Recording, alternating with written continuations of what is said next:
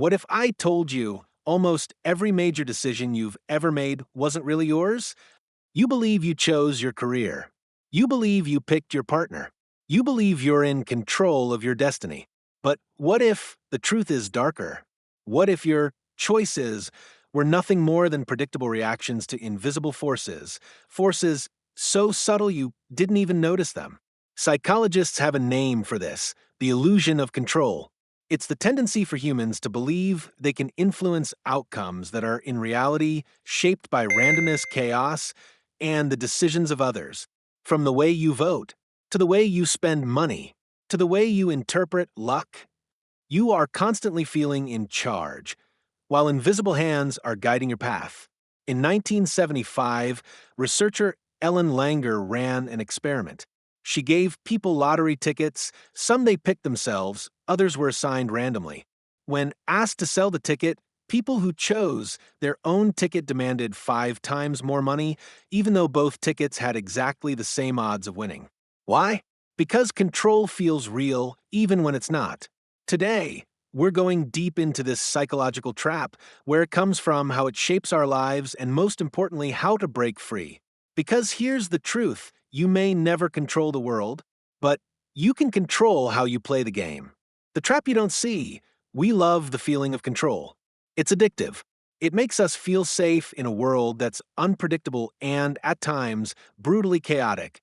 From childhood, we're taught: if you work hard, you'll succeed. If you choose wisely, you'll be happy. But life doesn't always play by those rules. Think about it. The job you got may have had more to do with who quit the week before than your qualifications. The person you married? You might never have met them if you'd turned down that one-party invite. Even your health, something we think is under our full control, is influenced by genetics, accidents, and environmental factors we rarely notice. Yet, our minds fight against this uncertainty. We rewrite our memories telling ourselves, "I made it happen." We ignore random chance and focus on the parts of the story that make us feel in charge. This is the illusion of control, and it's not just a harmless quirk. It shapes our choices, our emotions, and our willingness to take risks. When we think we're in control, we take bolder actions, sometimes leading to success, but often walking straight into disaster. Casinos know this. Ever notice how a slot machine lets you pull the lever rather than just auto-spinning? That's not about function. It's about giving you a moment of ownership over a random outcome. When you press the button to stop the spinning reels, you feel like you influence the result, even though the outcome was locked in milliseconds before you acted. Marketers know this too. Online stores let you customize the color of your phone case, your sneakers, even your credit card. The product? Essentially the same. But because you chose the color, your brain values it more. And here's the real danger. When we believe we have control, we underestimate risk. We drive faster when we think our driving skills are above average. We invest more money when we believe we understand the market. We stay in toxic situations because we think we can fix them. This illusion doesn't just affect gamblers or overconfident drivers, it affects leaders, investors, parents, even entire governments. It can inspire courage, but it can also fuel overconfidence, arrogance, and devastating mistakes. The ancient Stoics had a warning for this. Control is an illusion, influence is all we have. They understood that while we can't dictate outcomes, we can influence the process. The problem is, most of us blur the line. We confuse influence with control, and when the world doesn't bend to our will, we feel blindsided and betrayed.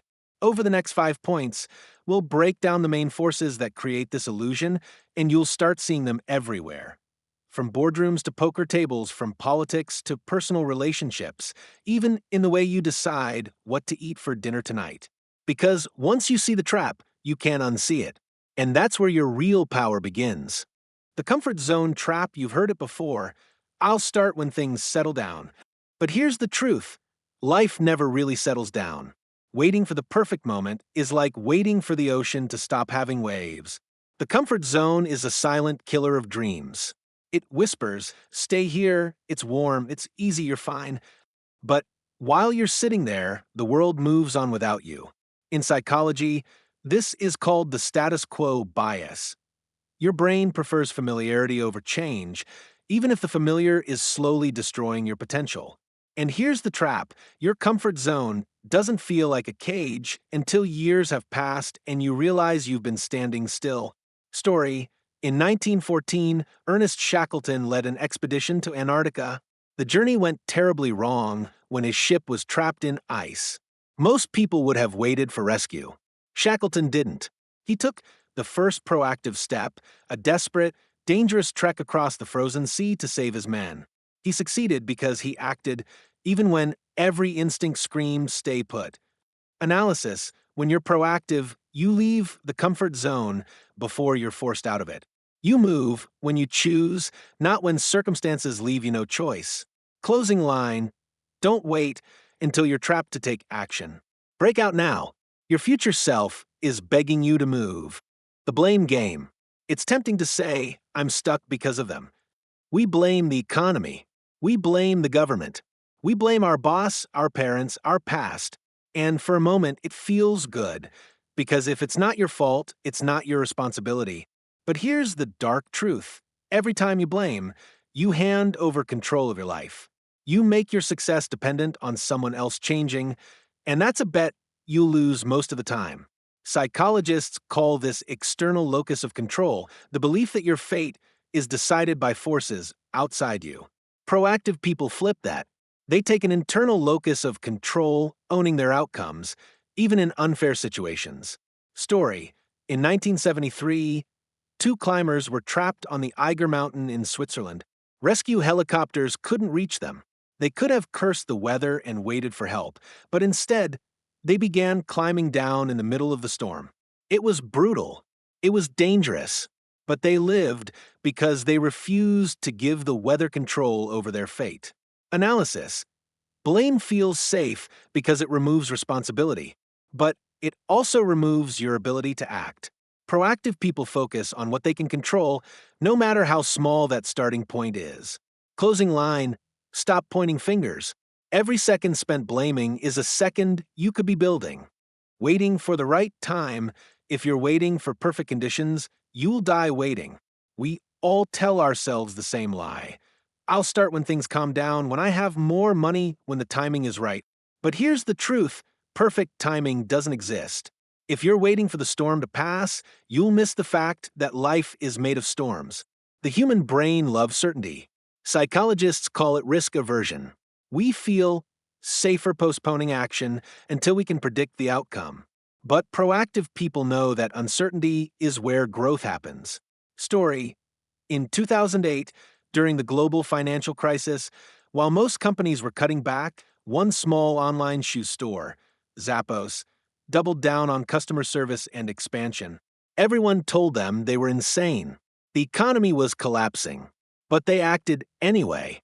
By 2009, Amazon bought them for over $1 billion. There was no perfect time, only the time they decided to move. Analysis: if you wait for all lights to turn green before starting your journey, you'll never leave your driveway. Momentum is built in motion, not in hesitation. Closing line: stop waiting for the perfect wave. Learn to surf the one in front of you.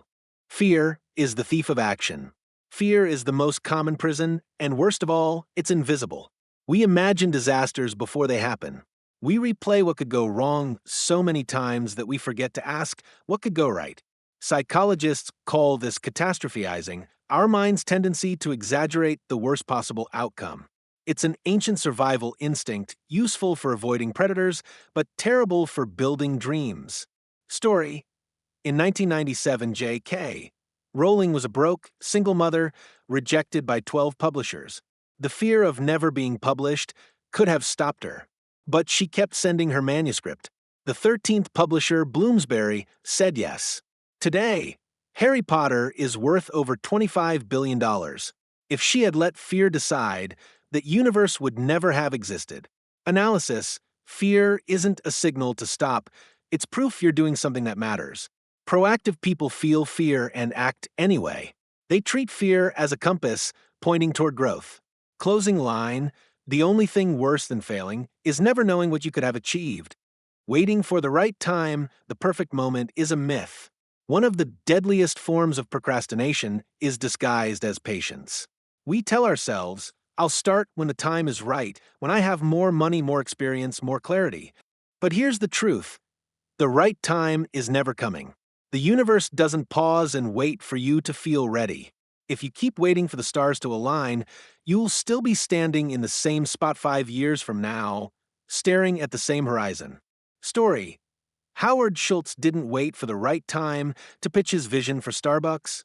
In fact, the timing was terrible. The U.S. was in a recession.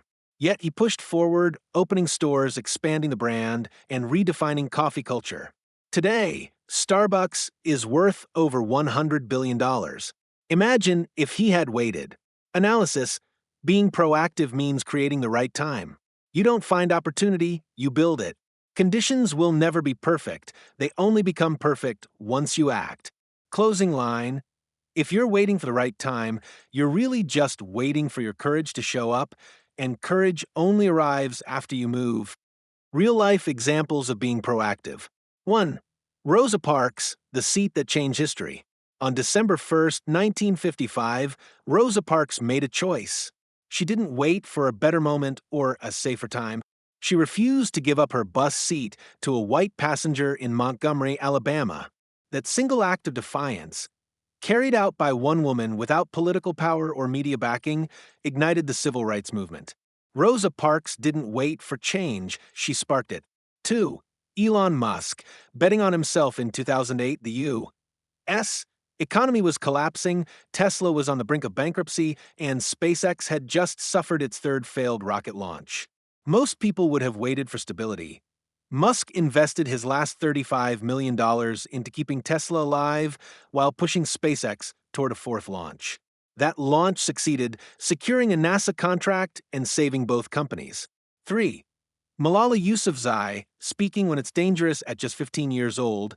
Malala was targeted and shot by the Taliban for advocating girls' education in Pakistan. Instead of retreating, she used her voice even louder, addressing the UN and inspiring millions.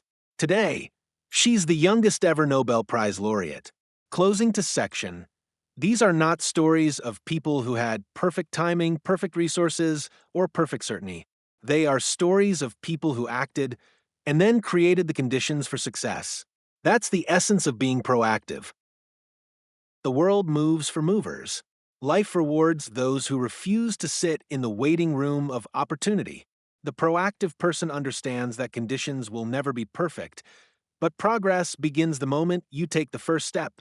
Every great change you admire, from revolutions to inventions to personal transformations, began with someone deciding, "It starts with me today."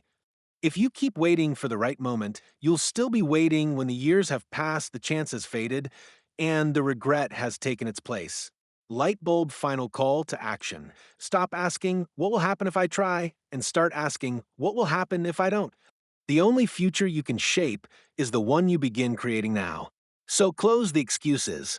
Step into action. Be proactive. Because the world doesn't move for those who wait, it moves for those who move.